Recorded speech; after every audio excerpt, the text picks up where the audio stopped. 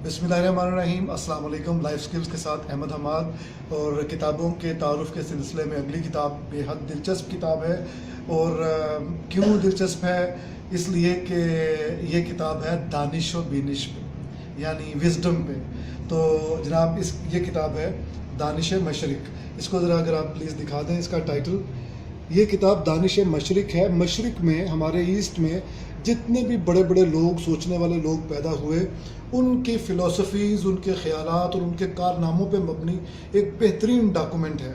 और ये लिखी किसने? ये हमारे आसिम भट्ट साहब हैं। ये जो यहाँ के रेजिडेंट डायरेक्टर भी हैं पाकिस्तान अकेडमी ऑफ लेटर्स, अकादमी अदबियात के, और बहुत अच्छे नावल निगार भी हैं। ये उनका पीछे एक तारुफ भी है, पिछले दिनों ना तुमाम के नाम से इनका एक नावल आया। तो इन्होंने इस किताब को कंपाइल किया है।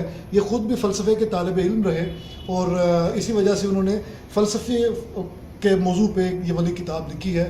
अगर आप फ़लसफ़े के तालिब इल्म हैं तो आपके लिए ये किसी नेमत से कम नहीं। मैं हमेशा उस बंदे की ज़्यादा कदर करता हूँ जो उर्दू में फ़लसफ़ा लिखता है। अंग्रेज़ी में फ़लसफ़ा लिखना तो बेहद आसान काम है।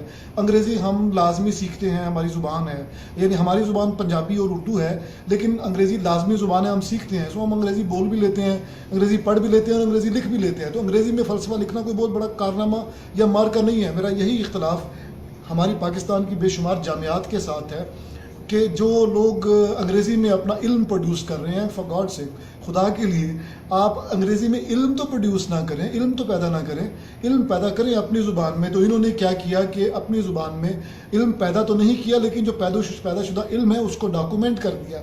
इनका बुनियादी तौर पर ये क्या था, इन्होंने मशरिक में, हमारे ईस्ट में हज़ारों सालों से आपको पता है कि सोचने का, समझने का अमल जारी है। एक ज़माना था खलीफा हारून रशीद के दफ्तर, जो दरबार होता था, उसमें हिंदुस्तान के उलमा ज़्यादा होते थे। तो हिंदुस्तान में तो बहुत ज़्यादा, ये जो हमारा पाको हिंद है, इसमें तो बहुत ज़्यादा इल्म अफरोज़ी का काम हुआ। जिसको इल्म अफरोज़ी आजकल मगरिब वाले कहते हैं, यानी कि सिर्फ एम्पिरिकल एविडेंस जिसका मौजूद है उसको माने, बाकी को रद्द कर दिया जाए। यानी एम्पिरिकल एविडेंसेस मौजूद हों, सिर्फ वही इल्म है, बाकी इल्म नहीं है। तो उससे तो हमें भी इख्तलाफ है, और ख़ुद मगरिब में भी गाहे बगाहे आवाज़ें उठती रहती हैं। और कांट इसका एक बड़ा नुमाइंदा था। इसी तरह हेगल ने भी काफ़ी इस पे बात लहदे की। लेकिन चलिए इस किताब की तरफ आएँ।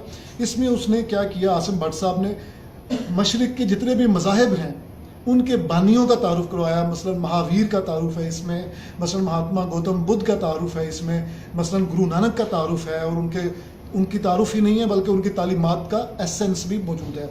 इसके अलावा मुख्तलिफ उलूम के बानी, जैसे फ़लकियात है, जैसे इल्मुल हिंदसा है, जो लोग भी इस पे काम कर रहे थे उनका। इसके अलावा जो मशरकी फ़लसफ़ी हैं, जितने फ़लसफ़ी भी यहाँ, मसलन मज़दक एक बड़ा मज़ेदार, जिसका अल्लामा इकबाल ने भी जिक्र किया, ख़ुद अल्लामा इकबाल का जिक्र भी है इसमें। मज़दक जो था वो पहला इश्तराकी फ़लसफ़ी था इस मशरिक का।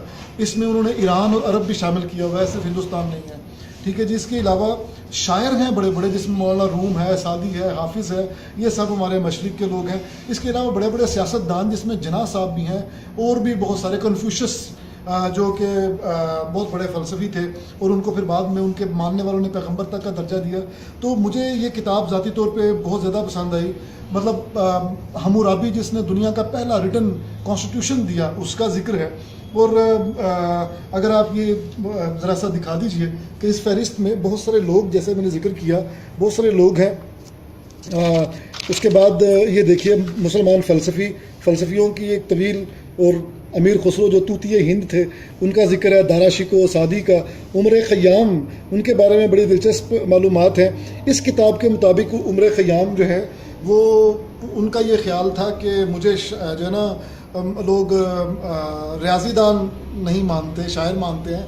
हकीकत ये है कि उमर ख़याम को शिकवा ये था कि मेरी शोहरत रियाज़ीदान की होगी, लोग शायर नहीं मानते। अब उमर ख़याम जैसी रुबाई कहीं नज़र नहीं आती, अब लोग उनको मानते। इसके अलावा एक दो जगहों पे इख्तलाफात भी हैं। मिसाल के तौर पे इन्होंने अल फ़ाराबी का ये लिखा कि फ़ाराबी वो आदमी है जिसने यूनानी फ़लसफ़े को यहाँ मुसलमानों में मुतारफ़ करवाया, पहला फ़लसफ़ी। ان کے خیال میں یہ ہے. حقیقت یہ ہے کہ مسلمانوں میں پہلا فلسفی الکندی تھا، اور الکندی بھی اس لیے فلسفی تھا کہ اس نے یونانی فلسفیوں کو بڑی ڈیٹیل میں پڑھا ہوا تھا.